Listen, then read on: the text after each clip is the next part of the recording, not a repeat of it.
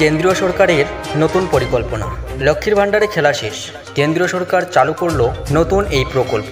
কেন্দ্রীয় সরকার নতুন এই প্রকল্প প্রত্যেক মাসে দিচ্ছে ৩,০০০ টাকা করে। ২০২১ সাল রাজ্য সরকারের তরফ থেকে শুধুমাত্র নারীদের জন্য একটি প্রকল্প চালু করা হয়। প্রকল্পটির নাম লক্ষ্মীর ভাণ্ডার। ২০২১ সাল এই প্রকল্প চালু করেন স্বয়ং পশ্চিমবঙ্গের মুখ্যমন্ত্রী মমতা বন্দ্যোপাধ্যায়। লক্ষ্মীর ভাণ্ডারের আওতাধীন পশ্চিমবঙ্গের সমস্ত মহিলারা প্রতি মাসে নির্দিষ্ট অর্থ ভাতা হিসেবে পেয়ে থাকেন রাজ্য সরকারের তরফ থেকে। সম্প্রতি লক্ষ্মীর ভাণ্ডারকে টেক্কা দিতে কেন্দ্রীয় সরকারের পক্ষ থেকে নিয়ে আসা হয়েছে নতুন একটি প্রকল্প।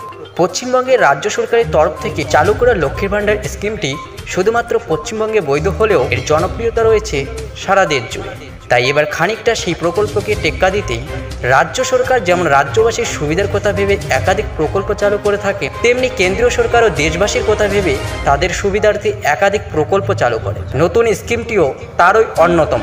নতুন এই প্রকল্পের নাম কি, কিভাবে করবেন আবেদন, কিভাবে পাবেন সেই সুযোগ সুবিধা, সবকিছু নিয়ে থাকছে বিস্তারিত আজকের এই ভিডিওতে। তাই ভিডিওটি শেষ পর্যন্ত দেখ এবং চ্যানেলটিকে সাবস্ক্রাইব করে রাখবেন।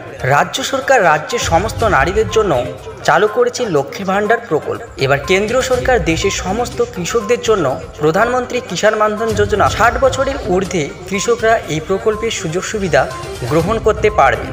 মূলত এই প্রকল্পের মাধ্যমে পেনশনের মতন প্রতি মাসে ৩,০০০ টাকা করে দেওয়া হবে কৃষকদের। চাকরিজীবীদের বার্ধক্যকে সুরক্ষিত করতে যেমন পেনশন প্রক্রিয়া চালু রয়েছে, তেমনি কৃষকদের বার্ধক্যকে সুরক্ষিত করতে এই ভাতা চালু করার উদ্যোগ নিয়েছে কেন্দ্রীয় সরকার। ন্যূনতম ১৮ থেকে ৪০ বছর বয়সী যে কোনো কৃষক এই প্রকল্পের জন্য আবেদন করতে পারেন। তার ৬০ বছর বয়স হবার পর তিনি প্রতি মাসে ৩,০০০ টাকা করে পাবেন সরকারের পক্ষ থেকে। কোনো কৃষক যদি মারা যায় তাহলে তার স্ত্রী নির্ধারিত অর্থের ৫০% অর্থ পাবেন প্রতি মাসে। প্রধানমন্ত্রী কিষাণ মানধন যোজনার সুযোগ নিতে চাইলে প্রথমে একটি পেনশন অ্যাকাউন্ট সাবস্ক্রাইব করতে হবে। এই অ্যাকাউন্টে সঞ্চিত অর্থ জীবন বীমা কর্পোরেশনের মাধ্যমে নির্দিষ্ট তহবিলে সঞ্চয় করবে কেন্দ্রীয় সরকার। ৬০ বছর বয়স হওয়ার পর এই টাকা পেনশন আকারে পাবেন কৃষকরা।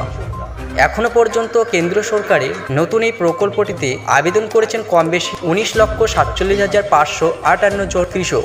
কৃষকদের জন্য নির্ধারিত কমন সার্ভিস সেন্টারে গিয়ে আধার কার্ড এবং ব্যাঙ্ক অ্যাকাউন্ট ডিটেল জমা করতে হবে গ্রাহককে। নির্দিষ্ট ব্যক্তির দেওয়া তথ্য যেমন নাম, বয়স, ব্যাংকের বিবরণ সমস্ত কিছু সঠিক কিনা তা যাচাই করে নেবে কর্তৃপক্ষ। কেন্দ্রীয় সরকারের তরফ থেকে চালু করা এই নতুন প্রকল্পটিতে আপনিও চাইলে অনলাইনে আবেদন করতে পারেন। সেক্ষেত্রে গ্রাম পঞ্চায়েতের অফিসে গিয়ে অনলাইনে নিজেদের নাম নথিভুক্ত করতে হবে কৃষকদের।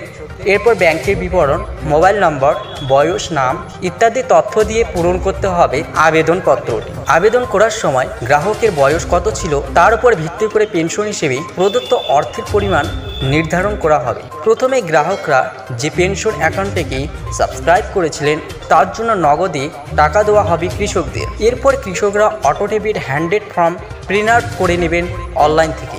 এরপর থেকে ৬০ বছর বয়সের পর নির্দিষ্ট ব্যাঙ্ক অ্যাকাউন্টে টাকা ঢুকতে থাকবে কৃষকদের। আজকের এই প্রতিবেদনটি এই পর্যন্তই। ততক্ষণে ভালো থাকবেন, সুস্থ থাকবেন আর আমাদের পাশে থাকবে। ধন্যবাদ ভিডিওটি দেখার জন্য।